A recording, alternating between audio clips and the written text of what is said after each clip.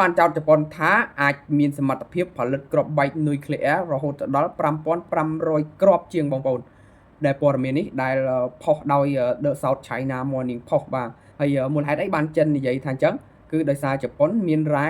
plutonium រហូតដល់ 44,400 គីឡូក្រាមបាទឬក៏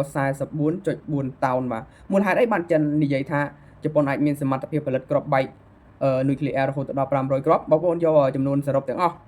នៃ plutonium របស់ជប៉ុនសរុបហ្នឹងចែកជាមួយនឹងຂະຫນាតនៃការផលិតនុយក្លេអ៊ែរចាប់ពីຂະຫນាតតូចទៅគឺចំនួន8គីឡូក្រាម10គីឡូក្រាមទៅ12គីឡូក្រាមបងប្អូនឬក៏អាចឡើងលើជាងនេះតែគាត់ថាគ្រាប់បែកវាអាចមានចំនួនតិចជាងហ្នឹងតែបើសិនជាត្រូវຂະຫນាតតែម្ដងគឺចាប់ពី8គីឡូក្រាមទៅបាទនេះគឺជាចំនួនដែលគ្រាន់តែចិនអ្នកនិយាយថាអញ្ចឹងតែយើងអត់ដឹងថាការពិតវាយ៉ាងណាទេខណៈនៅក្នុងប្រទេសជប៉ុនសប្តាហ៍ថ្ងៃនេះកំពុងតែ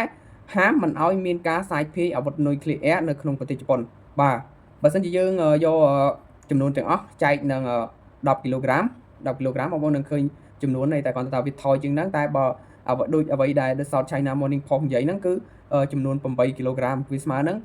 5,550 គ្រាប់បងប្អូនដែលចំនួននេះវាលើសទូទាំងពិភពលោកបងប្អូនលើសទាំងរុស្ស៊ីលើសទាំងចិនលើសទាំងអាមេរិកខណៈដែលមហាអំណាចរុស្ស៊ីហ្នឹងមានត្រឹមតែប្រមាណ1000គ្រាប់ទេបងប្អូនបើជប៉ុន